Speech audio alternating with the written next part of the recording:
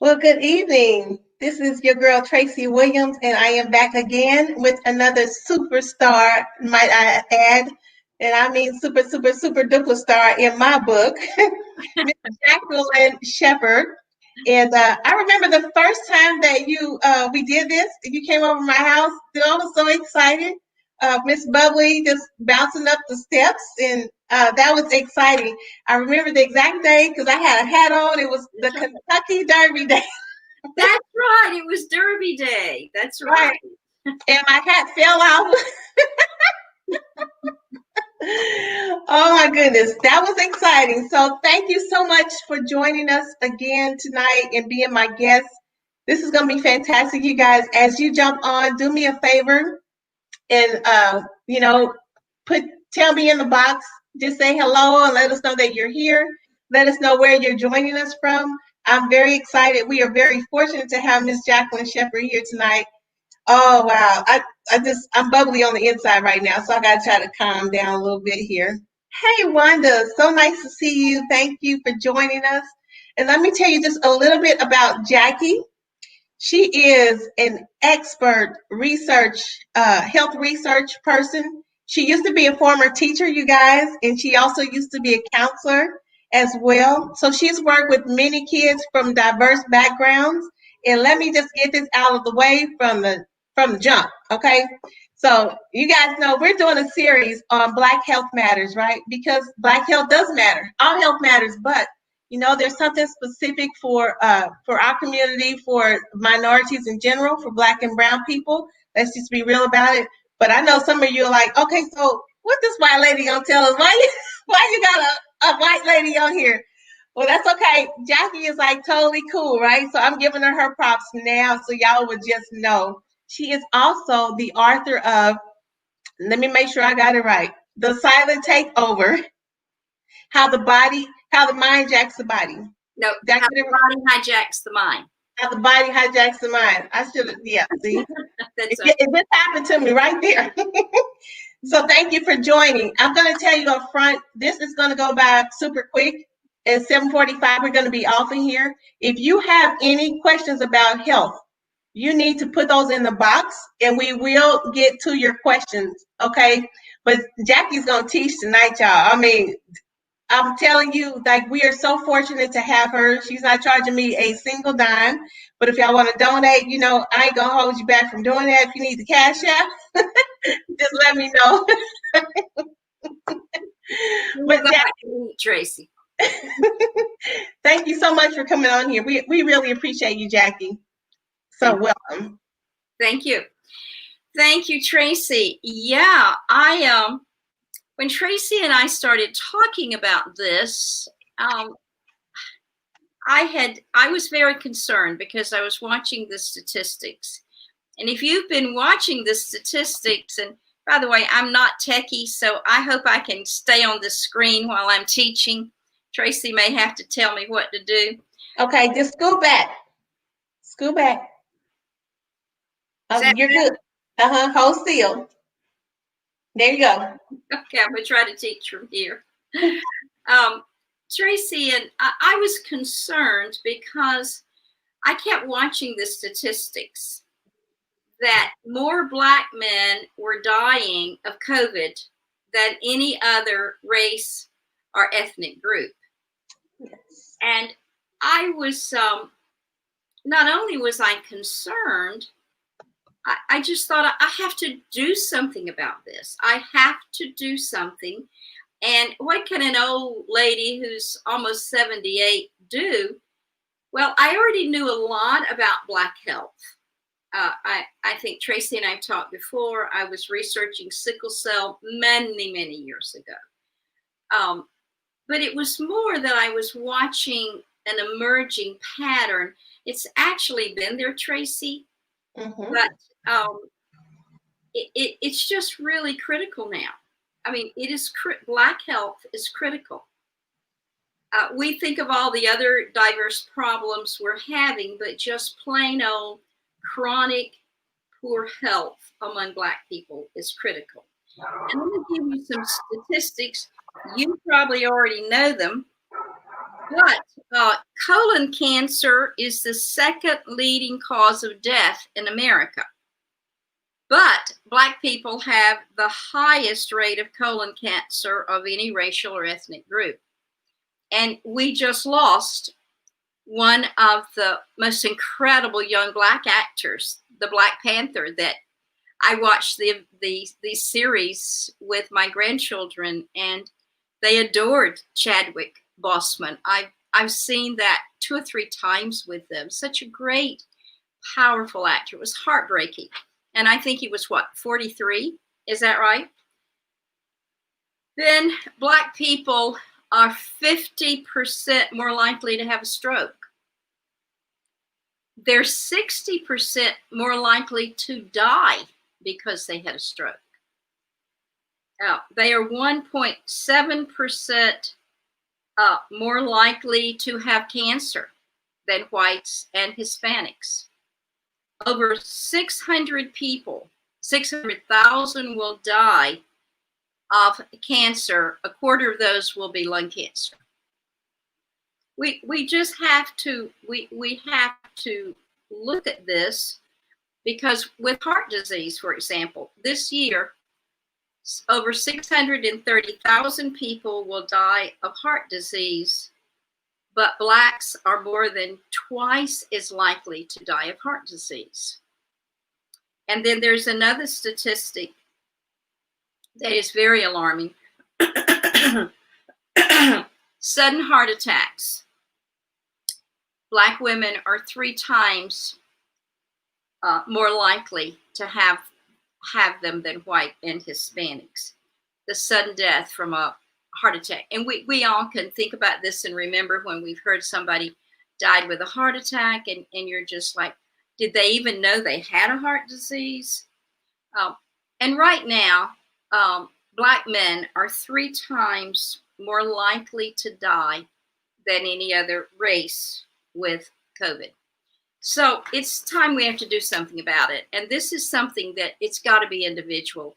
It can't be where we pass a program or anything.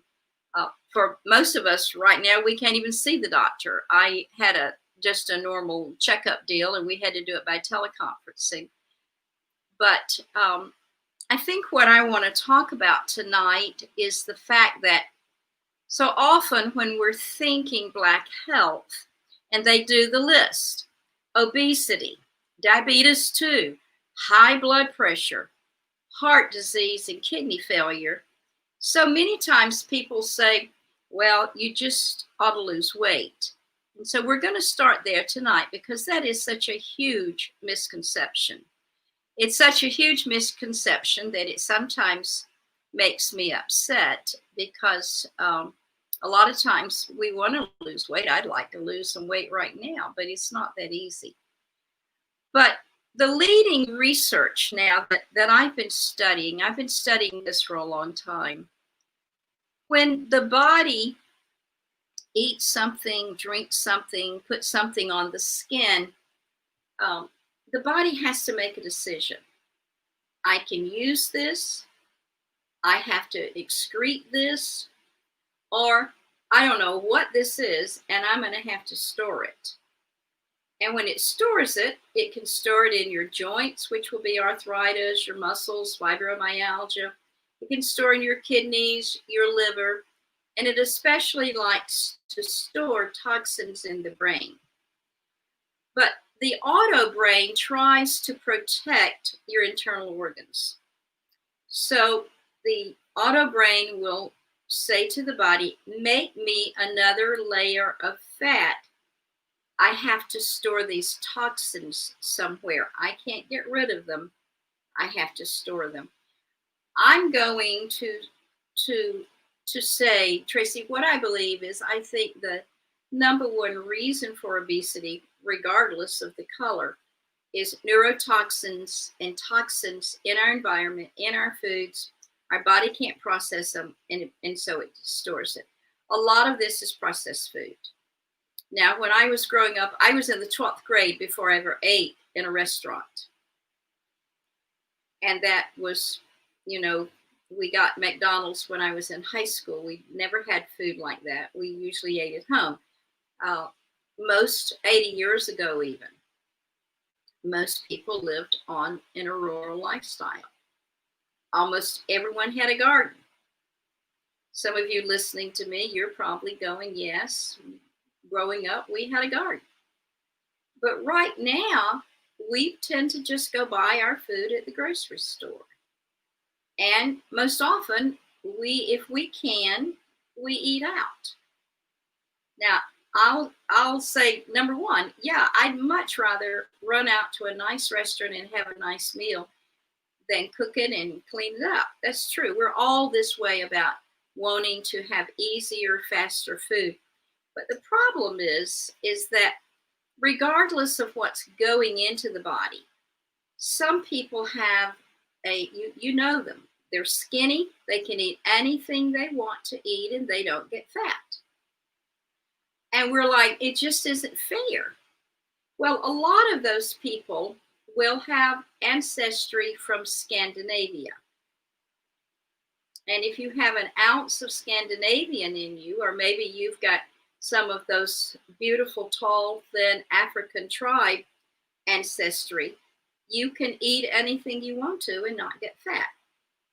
So in the last, it hasn't even been, but maybe 6 or 7 years ago, I don't remember what year, they started a project called the Human Genome Project. Traci, you've probably heard about it. And they wanted to trace, they wanted to not only get the genes of people to see how much are we alike, how much are we different. Where actually, there's only a very small percentage of difference in the genes in all humanity. It's just a small difference. But what they found that was different was the gut. Now, when we talk about gut, it actually begins when you smell the food, you eat the food, goes down your digestive tract, and then it goes in your stomach, small intestines, and all the way out the body. That's all considered the gut in scientific terms. So when they began researching the human biome, which is all the things in our body, the cells, the trillions of bacteria, pathogens, viruses, everything that makes up this gut, this is where the surprises started coming in. Number one, there was a lot more of it than they were expecting. I think there are trillions now, they're saying, that our gut flora has more cells than we as a person have cells. The other thing is how much it weighs. The gut flora weighs around 4 to 5 pounds. I read one time that it's about the size of a small chihuahua. So we're walking around with that much flora.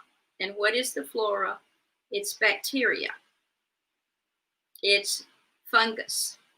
It's virus. It's what the word we know, probiotics. It's digestive enzymes.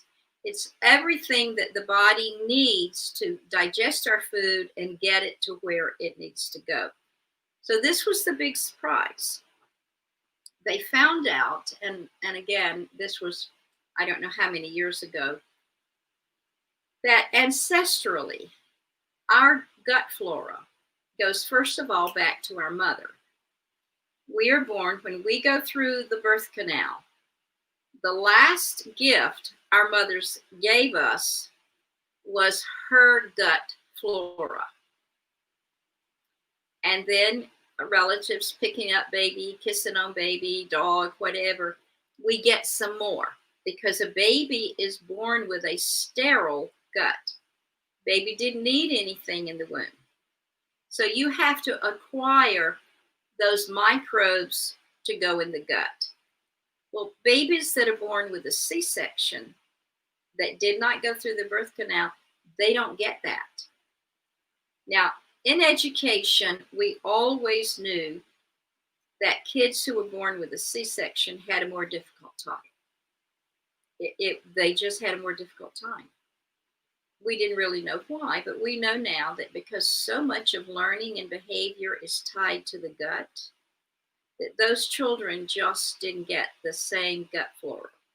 So now I'm encouraging the young women, and I've talked to several doctors, and I've had some nurses to call me and say, Ms. Sheppard, we read this in your book and we're doing it. If someone you know has to have a C-section, and maybe they know they're going to have one, you tell them, get the nurses to take those body fluids and rub it all over the baby's face and in the baby's mouth, because that little baby has nothing to digest milk with until it's given to them. So then as they were tracking it back, this gut flora goes all the way back to the mother, then of course it goes back to her mother, and then to her mother. And they were able to track strains of the microbe, and I'll talk about some of them more in a minute, but these long words of the probiotics, the gut flora and everything, they could track it all the way back to our tribal ancestry. So therefore, since we all came from one common mother who lived in Africa, and we all share some of the same gut flora. But as migration took place, and as tribes began to migrate into Europe and in all over the world, finally, those microbes were picked up and changed as they went along, and a lot of that was dependent on the food. So when you look at me, you're going to think, oh, well, we don't have the same gut flora. But actually, we have a lot of the same gut flora, but we have different gut flora. And I was telling Traci, I've had so much fun with this. I had my DNA tested, and they said, well, you know, it came back that I was English and Irish and Scottish, which wasn't a surprise, and had a little Ukrainian. But then it also said I was Nigerian. So I've had so much fun with that, because I've said, well, you can tell that by looking at me. So,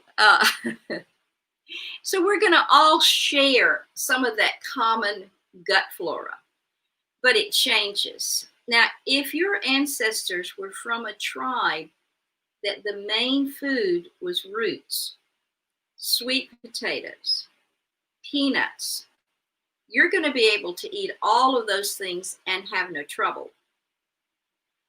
But one of the best ways to get good probiotics into your gut is with yogurt. And many, many, many Black people have a terrible time with anything with dairy. So what are we going to do? Well, first of all, let's talk about the links to the gut so that you'll see. Your listeners, you probably know all about this because you're such a smart lady, Traci. But what happens is in the gut, we have all these thousands of what I call critters. We're just going to call them critters. And by the way, if you have an indoor pet, you're sharing critters that your pet gave you. And a lot of times with children with all sorts of learning and behavior problems, I'm looking at their lab work, I'm talking to them, I'm listening to some of the problems they're having, and I say to the parent, do you have an indoor cat or dog? Because I know they do.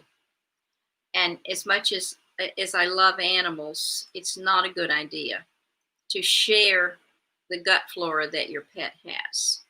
And it's transferred in the body.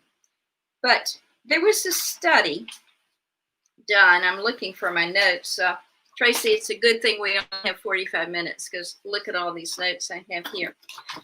There was a study done a few years ago because they began to see a correlation between E. coli and diabetes 2.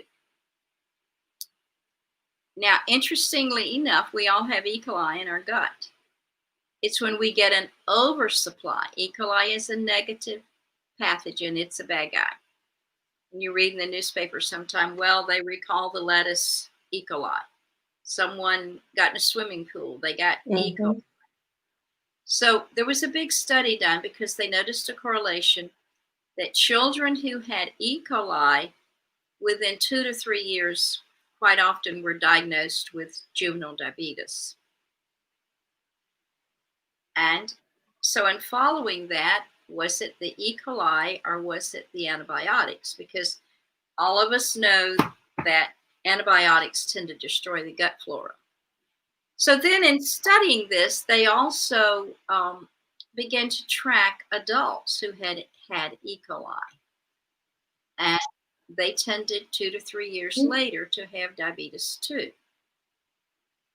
So when someone says to me that diabetes too is caused from eating too many sweets, I'm like, well, that's possibly one reason, but it's not the cause. You see, anytime you have inflammation in your body, regardless of how it got into your body, it contributes to a complete breakdown of your cells. And some of us have been studying inflammation and oxidative stress for many, many years. But any pathogen that's in your gut, another gut flora that's connected to diabetes 2 is this negative pathogen called Shigella. Now, where in the world do we get these things? I don't know where we get them.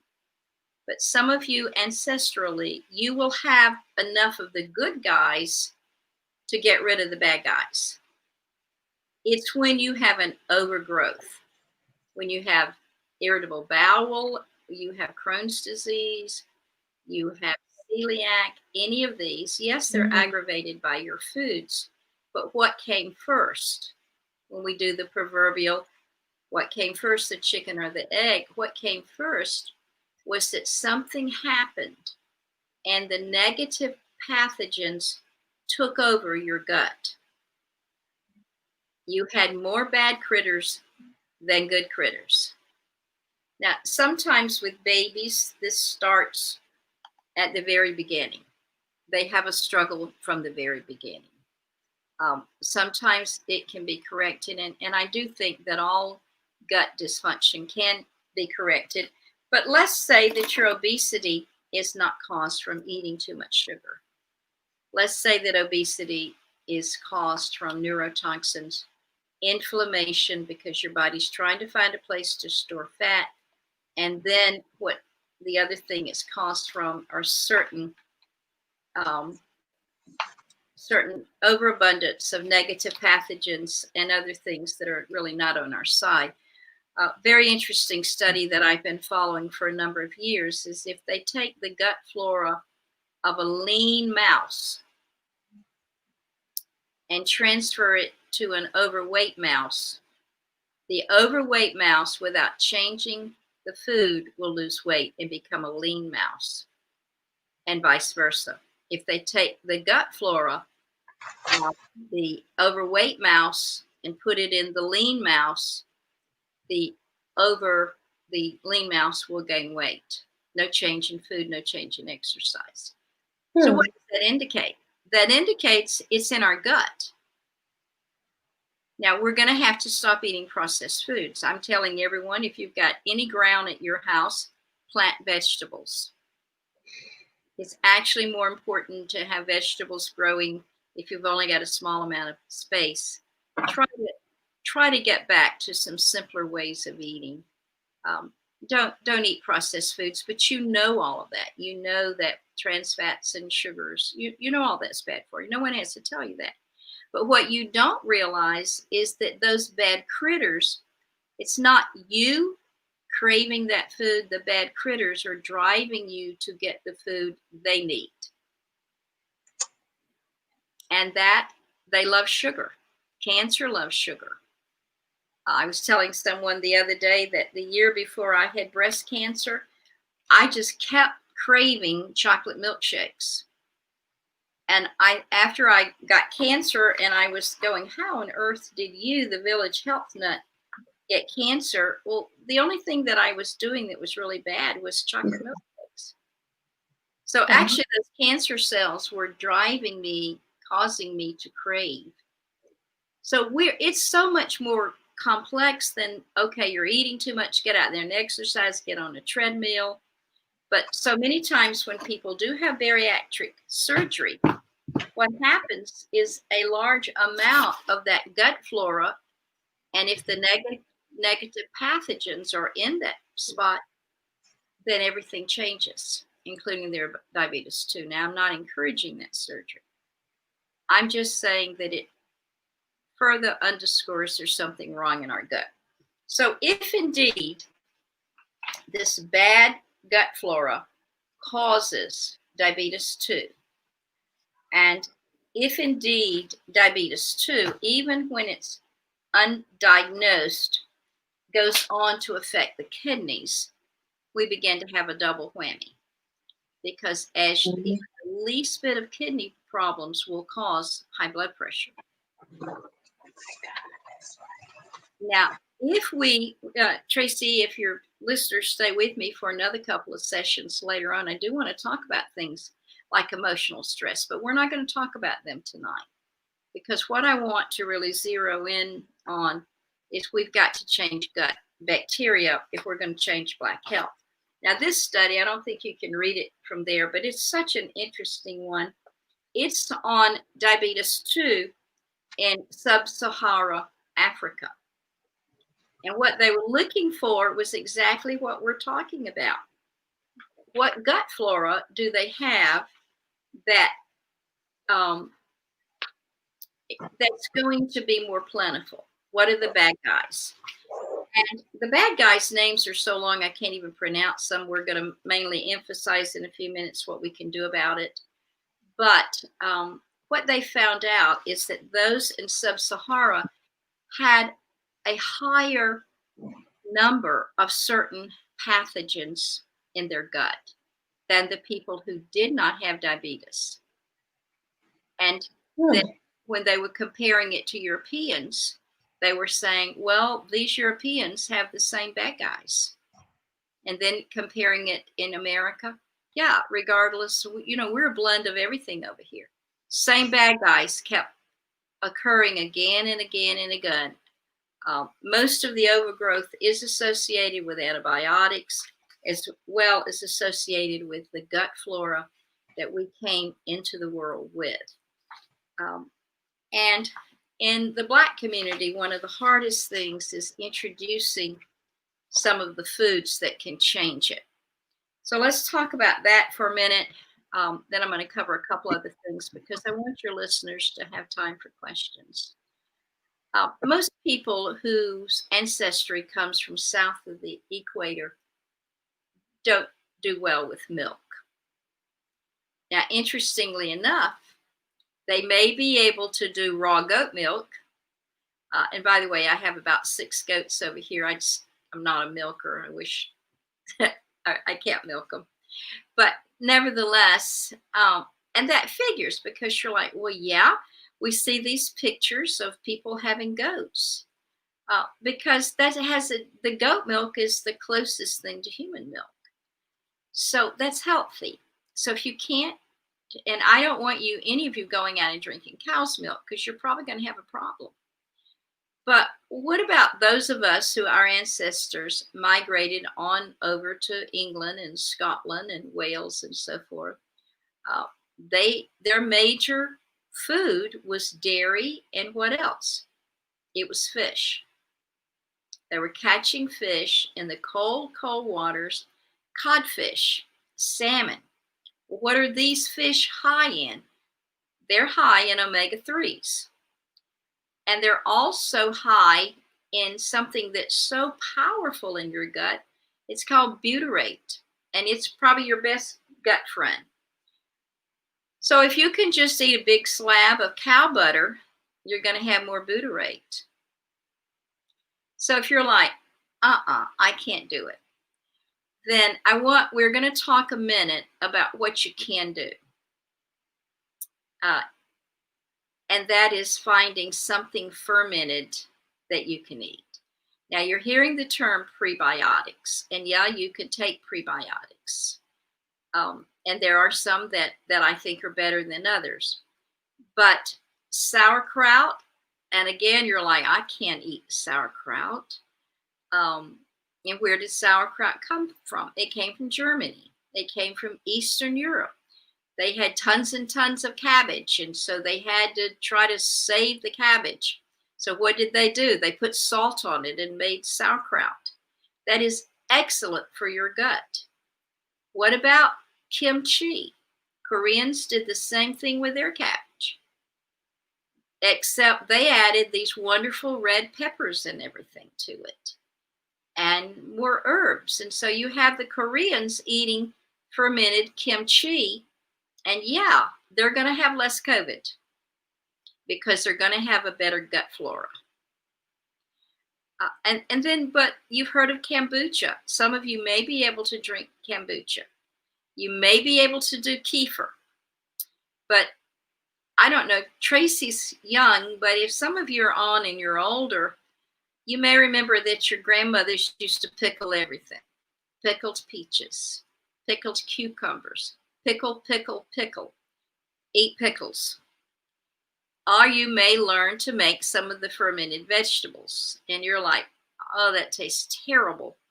You know what? For most people, it does. So you may have to buy a prebiotic. Either way, we have to change your gut. My Black sisters and brothers, we have to change your gut. Are you going to continue with these high numbers with diabetes 2, with high blood pressure and heart disease? Because you remember Hippocrates over 2,000 years ago said all disease begins in the gut. The older I get, the more I research, I believe it's true. So one of the things we want to do with your gut is we have to change your gut flora to where you have more positive critters and fewer negative critters, to just put it quite simply. If you can't do fermented vegetables, and you can't do cow's yogurt, you can try other yogurt, sheep yogurt, goat yogurt. But if not, take a prebiotic. Just take a prebiotic. But you want to take one that has the science to prove it's going to work. If not, you're going to waste your money. So what happens when you're trying to change your gut? Question, Traci. Yes, interrupt me. What's the question? Well, I love that you said, first of all, the whole thing about diabetes and gaining weight is not all about you eat too much or you're eating too many sweets and all that, because I think that's a big myth and we really need to know and understand it. Now, I'm not saying let's go ahead and eat all the sweets that you want. I would never say that for sure. But I love that you did make that really plain to us.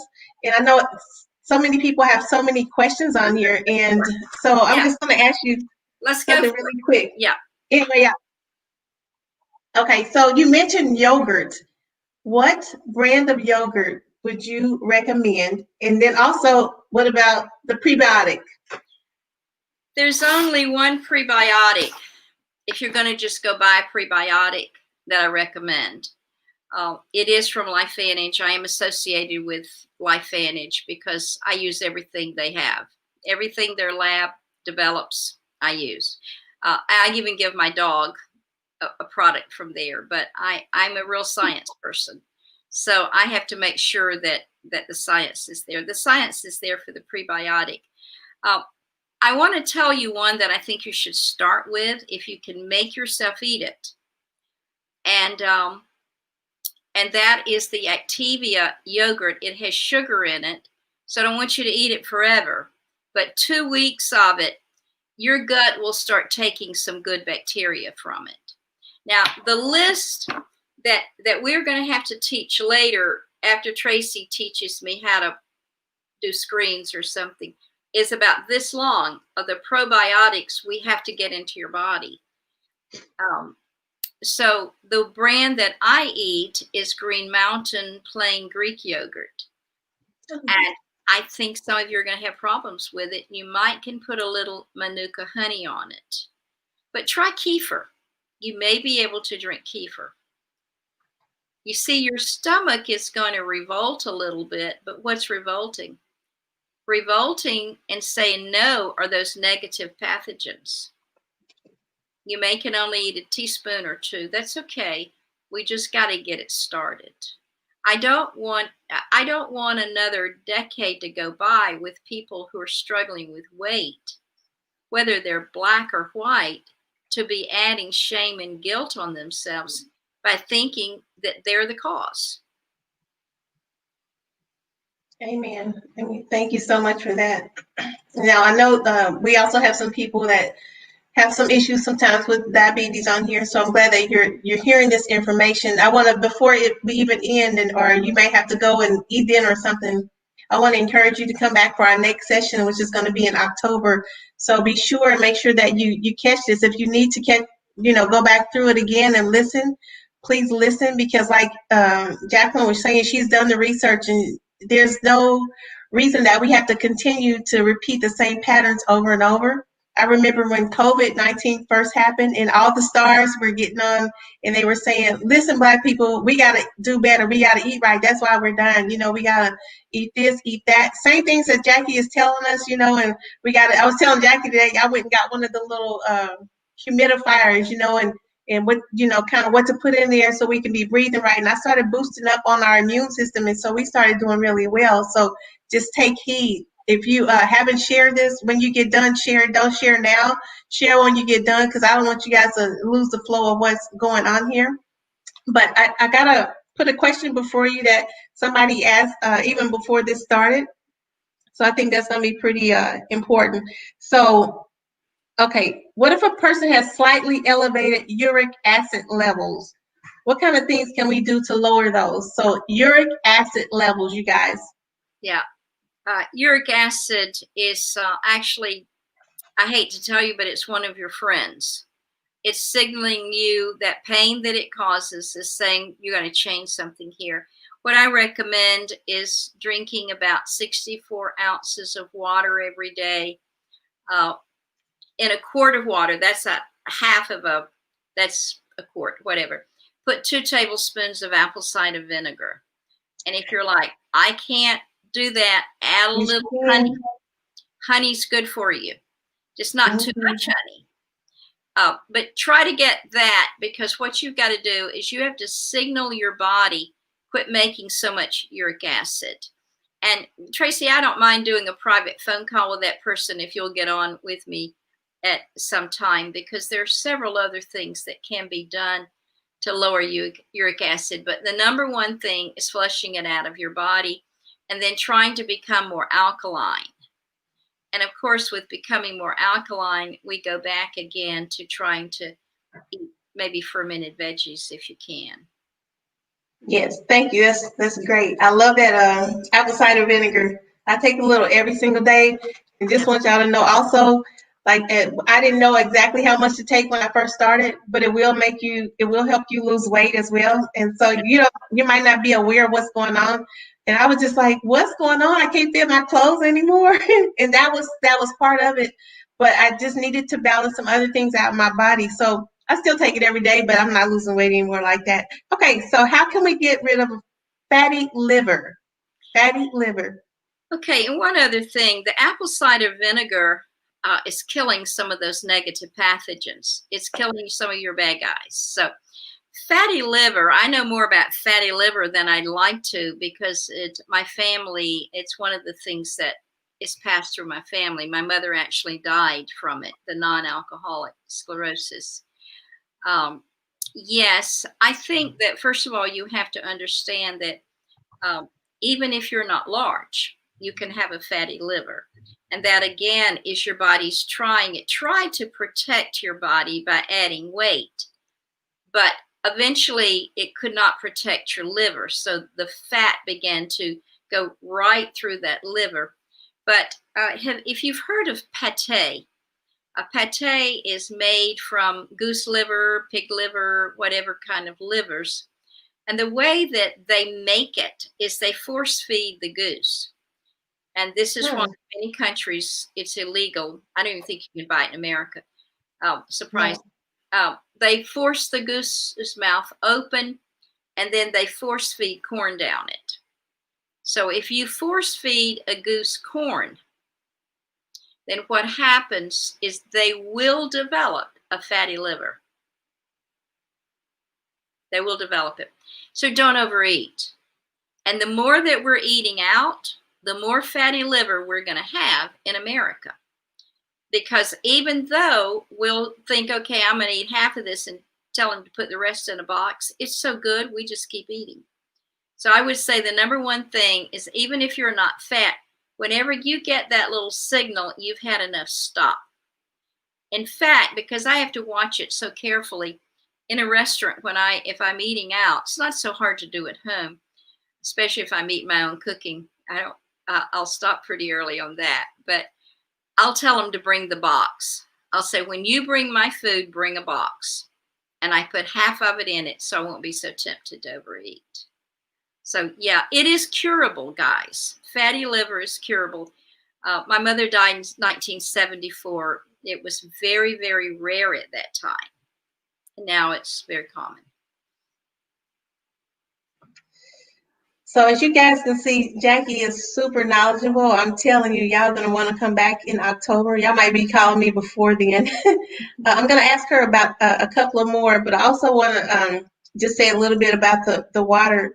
When she's saying get alkaline, your body. So it really helps. Kangen water helps. I'm just saying. I have a Kangen water machine. If you guys are interested in just having a free sample, just let me know, and I'll be happy to help you with that. Okay. So the next one is gallbladder sludge that won't go away. Even the sound of that doesn't sound good, you guys. But this is stuff in our bodies that we're doing because something tastes good or feel good. So sometimes we have to do something totally different. I remember when I hated drinking water, my son told me, "Mama, it don't matter if it tastes good or if it tastes bad. It's what's your body. Most of your body is made of water." Right. Now, this is my son telling me. He's like, most of your body is made of water, so you just need to drink it. So I was like, okay, so if he could teach me that, then yeah, I'm going to drink it. So I started paying more attention. But then I started putting like a little lemon juice in it so it tastes better, because it just was nasty. But now it's good. I mean, yeah, I like it. So, okay, so the gallbladder sludge. Okay, lemon water is good for that. And you can even put a little Himalayan salt in it, because you're changing the composition of the water. Now, the gallbladder is one of your digestive organs. So where you've got some of these bad guys, not just in your small intestines, you're going to have some in your gallbladder. Now, with sludge, first of all, you've got to try to thin that sludge, because it can't leave your body as bile. And when it can't go into your stomach, you see what happens is the gallbladder actually holds the bile. And then it gets a signal, release it, release it. So that signal that's telling your gallbladder, dump the bile into your gut, it's not working properly. That's one of the reasons. And so it's sitting in your gallbladder too long, and it's thickening.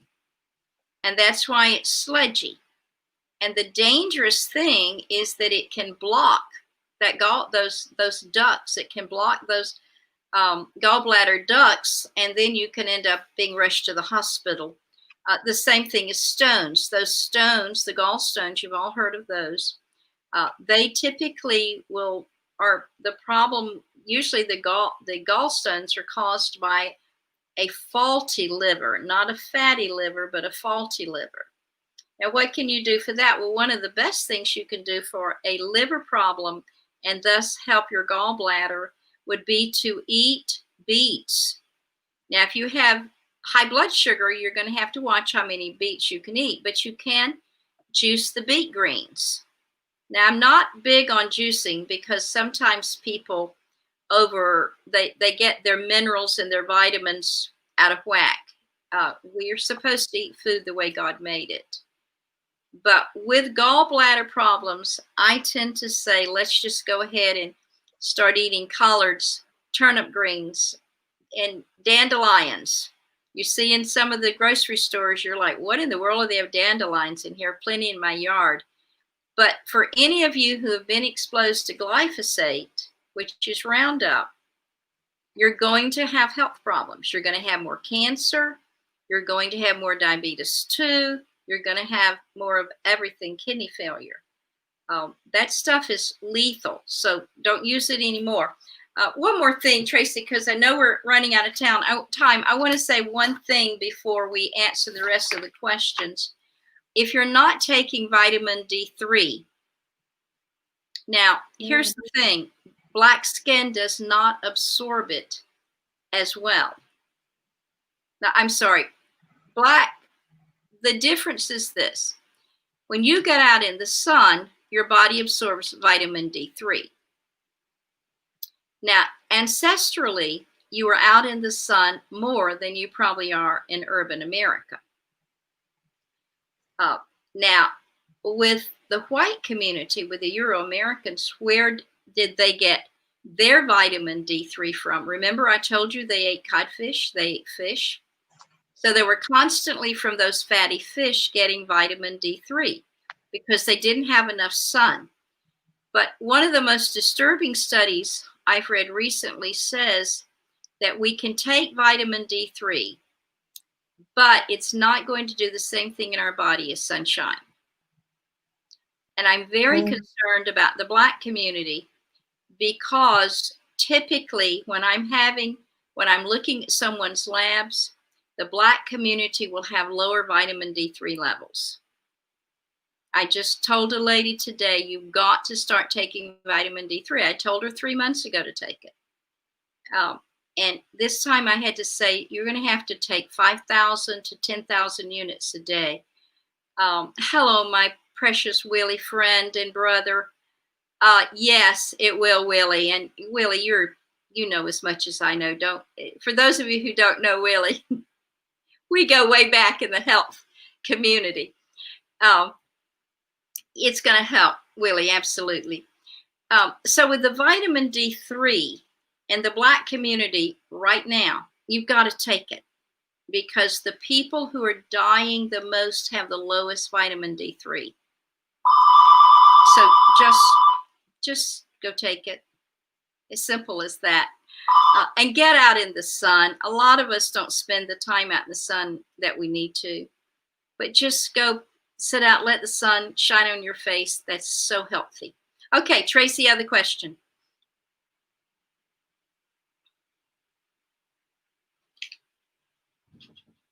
I can't hear you, Traci.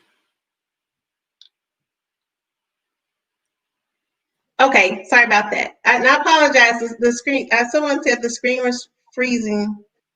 Does it go away? Oh, okay. Anything about high blood pressure you want to share with us tonight? Because I know that's a big thing in our community. It's huge. It's huge. And you know what? I'm from the deep South where we love to eat pork, but you just need to quit eating pork.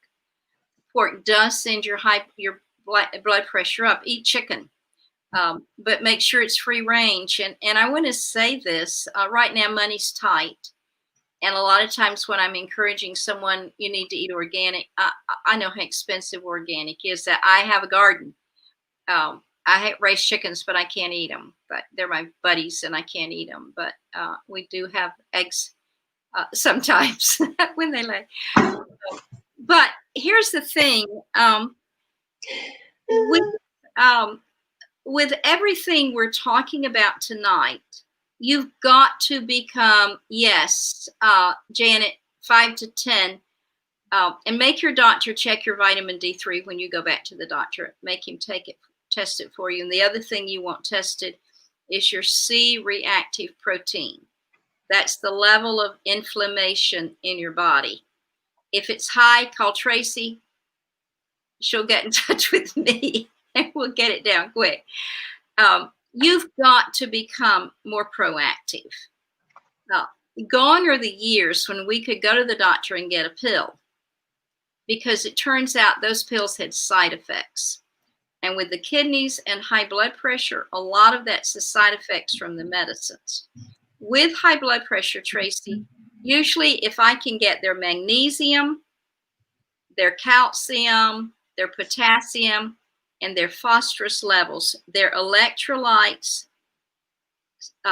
level balanced, their blood pressure goes down. And that goes a lot with water, but drinking healthy water. The other thing is breathing. If you have high blood pressure, the best thing you can do, and this is true, it's going to help you more than medicine, that is to breathe deeply and count your breaths. Go through the day. I've got a little thing, I should have worn it tonight, that you breathe into. Count your breaths, blow out. Count your breaths, blow out. You can put your little blood pressure cuff on and watch it go down. That has to become a lifestyle. Those blood pressure pills, I'm not going to tell you to quit taking them. But if we can get you where your body doesn't need them, you're going to be healthier.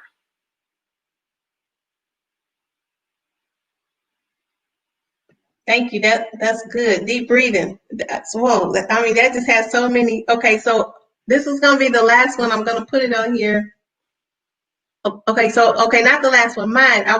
I just want you to tell them what type of doctor is the best type of doctor to see to test all these levels. Because we think when we go get a physical and they say they're testing us, like they're not testing for all this stuff. No. You know, Traci, that's called a multifunctional doctor.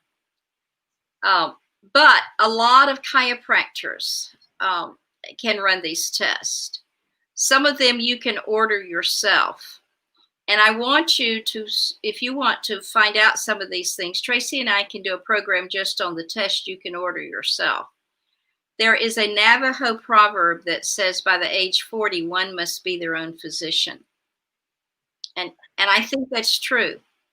I'm encouraging more and more people to find out what kind of neurotoxins you have. Find out how much glyphosate's in your body. And then work on, let's do what we can do to get this awful stuff out of our bodies. Kidney failure quite often is a result of heavy metals. It's lead, it's mercury, it's all sorts of horrible stuff that we didn't know it was going to hurt us, did we?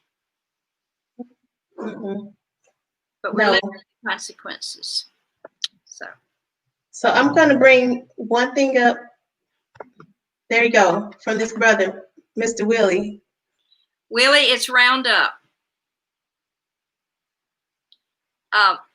Willie, there's the reason for all these lawsuits against Monsanto is because they knew the science. It's out there. Every person that I am working, and I'm probably going to have people right now knocking on my door coming to take me away. Every one of them, when I ask, have you been using Roundup? I'm working with 3 men with prostate cancer right now, and they say, yes, ma'am, I have been. So you got to get it out of your body. And vitamin D3, Willie, they're all deficient in vitamin D3. So I send them to the doctor for vitamin D3 test, see reactive protein, the level of inflammation in their body. And then right now, I tell them to get their doctor, when I can get their doctors to do it. If not, they're going to have to pay for it themselves. Great Plains Laboratory right here in Kansas City has a great glyphosate test. I've forgotten whether it's blood or urine. They also have a toxic chemical test. They can tell you all sorts of chemicals that are stored in your cells. They also have the top international test for mold. Wow. That's awesome. Okay, I know that we are over, you guys. Thank you so much for joining us. Jackie, you are amazing. I could never get enough talking to you. I think you're going to be on a call next Thursday that I'm going to be tuning into. So I'm excited about that. Thank you guys for joining us. I really appreciate it. I apologize for going over. We love you all. Please pay attention to all the things that you've heard. You can watch the replay, or you can always send me a private message, or you can send Jackie a private message if you're not friends with her. Make sure you jump on her page and become friends with her. This is the kind of friend that you want to have, somebody who says, I see there's a problem, but what can I do to help? And then she went the next step and said, hey, Traci, I want to do this. Let's do it. And I said, whatever you say, Jackie, yes, we'll do that. So this is when people say Black Lives Matter, they actually do something about it. They don't just say it matters. I don't know what to do, or I should do something about it. But then they go out and they figure it out. And so I can just really from the bottom of my heart, you know how I feel about you, Jackie. You are like the cream of the crop to me. And so you guys pay attention to everything that you've heard. I will send out another announcement about when we're going to get together again. You'll see it on YouTube. You'll see it on Facebook. You'll see it on my Google page. You'll see it on Traci Williams Inspiring Hope. Like, I'm trying to be all over the place so that we catch as many people as we can, and we keep living an abundant life. So not just here, walking around, but we're here living an abundant life. Again, thanks. You guys have a great night. Peace out. Thank you. It's a pleasure to be with you, Traci. Thank you, Jackie. Good night.